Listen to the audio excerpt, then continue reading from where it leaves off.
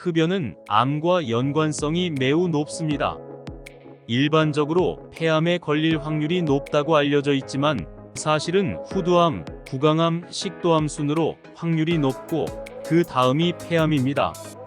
특히 타르는 폐를 통하여 콩팥, 방광, 간 등에 큰 영향을 주게 됩니다. 흡연에 따른 사망 빈도를 살펴보면 6명 중 1명이 흡연으로 사망한다는 통계가 있습니다. 담배와 사망과 인과관계는 매우 높다는 통계치입니다. 그런데 이렇게 건강에 좋지 않다는 것을 알면서도 왜 담배를 끊지 못하는 것일까요? 흡연자들은 통상 습관을 고치기가 어려워서 금연이 어렵다는 말도 하는데 정확히 말하면 니코틴 중독 때문에 금연이 어려운 것입니다.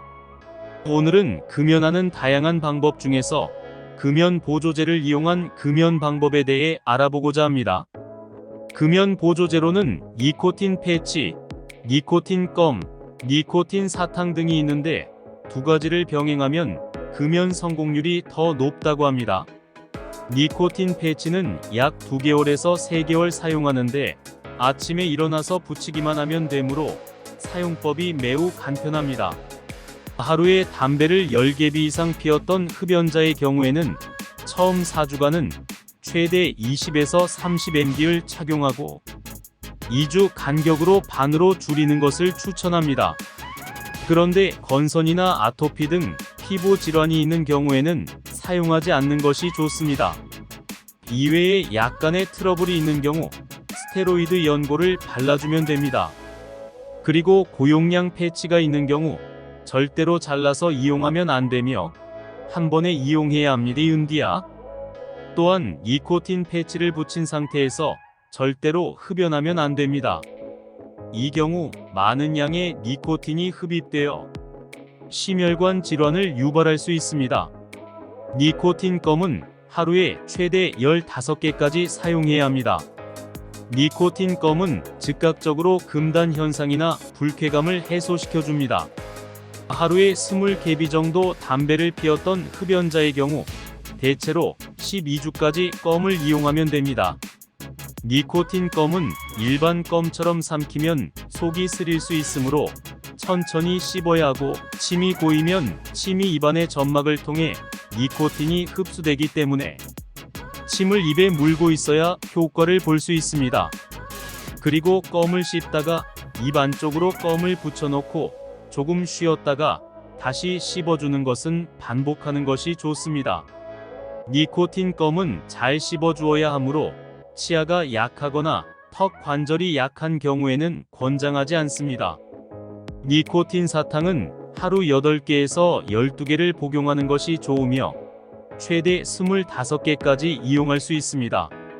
치아가 좋지 못한 사람들은 니코틴 사탕을 이용하는 것이 효과가 좋습니다.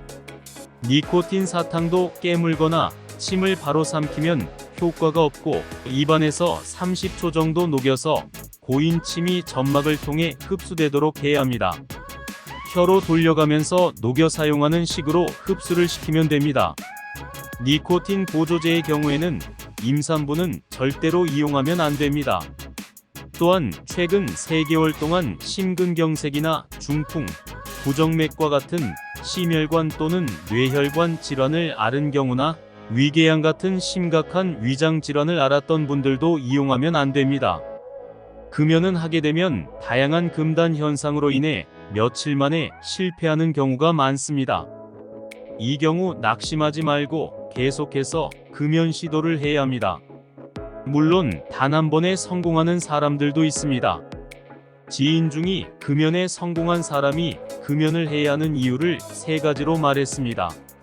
첫째, 흡연은 스스로를 죽일 뿐 아니라 타인을 죽이는 행위다. 둘째, 타인들과 소통하기 위해서는 반드시 금연은 필수사항이다. 셋째, 금단 현상은 육체적인 제약이 아니라 정신적인 제약이다. 따라서 진정으로 금연을 원하면 누구나 성공할 수 있다고 합니다. 금연에 성공한 지인의 말 중 흡연은 본인뿐 아니라 타인도 죽이는 행위라는 말이 섬뜩하게 다가왔습니다. 흡연자들은 배우자뿐 아니라 가족으로부터 외면을 당하는 경우가 많습니다. 악취와 함께 간접 흡연에 대한 괴로움 때문입니다. 금연은 본인의 건강을 지켜줄 뿐 아니라 타인의 건강도 지켜주는 행위입니다. 또한 흡연은 질병이므로 반드시 전문가와 도움을 받아 이를 치유하여야 합니다.